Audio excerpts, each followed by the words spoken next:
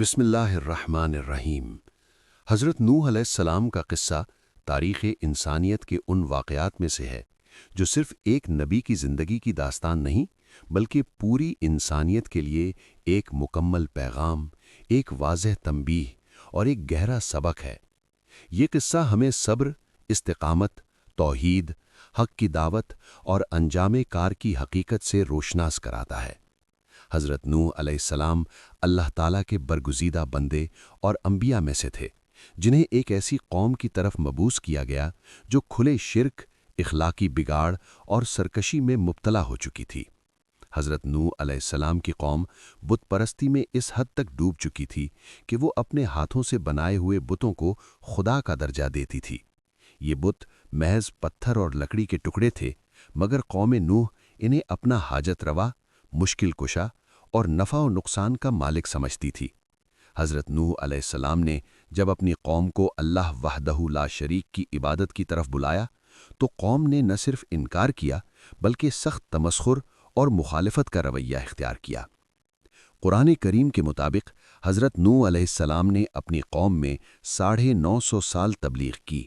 یہ مدت خود اس بات کی دلیل ہے کہ حضرت نوح کس قدر صابر، ثابت قدم اور درد دل رکھنے والے نبی تھے۔ انہوں نے دن رات، علانیہ اور خفیہ ہر انداز سے اپنی قوم کو سمجھانے کی کوشش کی، کبھی نرمی سے، کبھی نصیحت کے ساتھ اور کبھی اللہ کے عذاب سے ڈرا کر۔ مگر افسوس کہ قوم کا رویہ مزید سخت ہوتا چلا گیا۔ قوم نوح کے سردار اور بااثر لوگ سب سے زیادہ مخالفت کرنے والے تھے۔ وہ عام لوگوں کو یہ کہہ کر ورغلاتے تھے کہ نوح تم جیسے ایک عام انسان ہیں، نہ کوئی فرشتہ ہیں اور نہ ہی تمہارے ساتھ کوئی خاص طاقت ہے۔ وہ یہ بھی کہتے کہ اگر واقعی اللہ نے کسی کو نبی بنا کر بھیجنا تھا تو کسی امیر، طاقتور اور بڑے رتبے والے شخص کو بھیجتا۔ اس طرح وہ غرور، تکبر اور دنیاوی حیثیت کو حق کی پہچان کا معیار بنا بیٹھے تھے۔ حضرت نوح علیہ السلام کی دعوت کا ایک اہم پہلو یہ بھی تھا کہ وہ اپنی قوم کو استغفار اور توبہ کی طرف بلاتے تھے۔ وہ فرماتے تھے کہ اگر تم اللہ سے معافی مانگو گے تو وہ تم پر آسمان سے بارش برسائے گا، تمہیں مال اور اولاد میں برکت دے گا اور تمہاری زمین کو سرسبز کرے گا۔ مگر قوم نے ان باتوں کو سنجیدگی سے لینے کے بجائے مذاق اڑایا اور مزید ہٹ دھرمی اختیار کی۔ وقت گزرتا گیا، حضرت نوح علیہ السلام بوڑھے ہوتے گئے، مگر قوم کی اکثریت ایمان نہ لائی۔ آخرکار حضرت نوح علیہ السلام نے اللہ تعالیٰ سے دعا کی کہ اے میرے رب، زمین پر کسی کافر کو باقی نہ چھوڑ، کیونکہ اگر یہ رہے تو تیرے بندوں کو گمراہ کریں گے اور فاجر اور کافر نسلیں پیدا کریں گے۔ یہ دعا کسی ذاتی غصے یا انتقام کا نتیجہ نہیں تھی، بلکہ ایک نبی کی وہ فریاد تھی جو برسوں کی مسلسل کوشش کے بعد اس نتیجے پر پہنچا تھا کہ اب اس قوم میں خیر کی کوئی امید باقی نہیں رہی۔ اللہ تعالیٰ نے حضرت نوح علیہ السلام کی دعا قبول فرمائی اور انہیں حکم دیا کہ وہ ایک کشتی تیار کریں۔ یہ حکم اس وقت دیا گیا جب خشکی تھی، بارش کا کوئی نشان نہ تھا اور پانی کا تصور بھی بعید تھا۔ حضرت نوح علیہ السلام اللہ کے حکم پر کشتی بنانے لگے۔ قوم کے لوگ آتے، انہیں دیکھ کر ہنستے اور مذاق کرتے کہ یہ کیسا نبی ہے جو خشکی میں کشتی بنا رہا ہے۔ حضرت نوح علیہ السلام بڑے سکون اور وقار سے جواب دیتے کہ آج تم ہمارا مذاق اڑا رہے ہو، کل ہم تم پر ہنسیں گے۔ جب کشتی تیار ہو گئی تو اللہ تعالیٰ نے حضرت نوح علیہ السلام کو حکم دیا کہ ہر جانور کا ایک جوڑا اور اپنے اہل ایمان ساتھیوں کو کشتی میں سوار کر لیں۔ ایمان لانے والے بہت کم تھے، مگر وہی لوگ نجات پانے والے تھے۔ جیسے ہی اللہ کا حکم آیا، زمین سے پانی ابل پڑا اور آسمان سے موسلا دھار بارش شروع ہو گئی۔ یہ کوئی معمولی بارش نہ تھی، بلکہ ایک ایسا طوفان تھا جس نے ہر چیز کو اپنی لپیٹ میں لے لیا۔ پانی اتنا بڑھ گیا کہ پہاڑوں کی چوٹیاں بھی نظر نہ آئیں۔ کشتی موجوں کے درمیان ایک تنکے کی طرح ہچکولے کھا رہی تھی، مگر اللہ کی حفاظت اس کے ساتھ تھی۔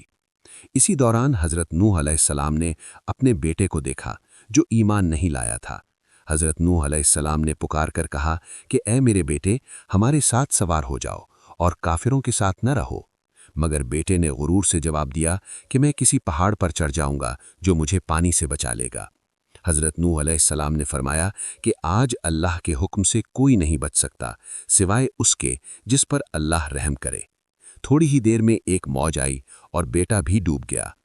ये मंजर हज़रत नूह अलैहिस्सलाम के लिए बेहद दर्दनाक था। उन्होंने अल्लाह से अर्ज़ किया कि मेरा बेटा तो मेरे अहल में से था। अल्लाह ताला ने फरमाया कि वो तुम्हारे अहल में से नहीं, क्योंकि उसके आमाल दुरुस्त नहीं हैं। इस वाक़े में ये सबक पोशीदा है कि अल्लाह के नज़दीक नस्ब, रिश्ता और खून की कोई हैसियत नहीं। असल में आयार ईमान और अमल सालेह है। तूफान के बाद जब ज़मीन पर अल्लाह का हुक्म आया तो पानी कम होने लगा, आसमान थम गया और ज़मीन ने अपना पानी निगल लिया। कश्ती एक पहाड़ पर ठहर गई। हज़रत नूह अलैहिस्सलाम और उनके साथी कश्ती से बाहर निकले।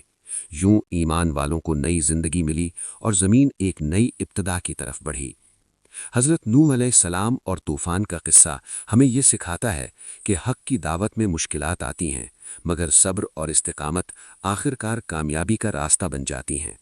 ये किस्सा हमें ख़बरदार करता है कि अल्लाह की नाफरमानी और तकब्बुर का अंजाम तबाही है, चाहे इंसान कितना ही ताकतवर और ख़ुद को महफूज समझता हो। साथ ही ये भी सबक मिलता है कि अल्लाह की रहमत वसी है, मगर जब हद पार हो जाए तो उसका अजाब भी यकीनन हो जाता है। ये किस्सा आज के इंसान के लिए भी उतना ही जिंदा और मानी रख है जितना पहले था। अगर इंसान गुरूर, इनकार और गफलत में मुब्तला रहे तो वो किसी न किसी तूफान की जद में आ सकता है, और अगर वो अल्लाह पर ईमान लाकर उसके अहकामात की पैरवी करे तो नजात की कश्ती हमेशा मौजूद है।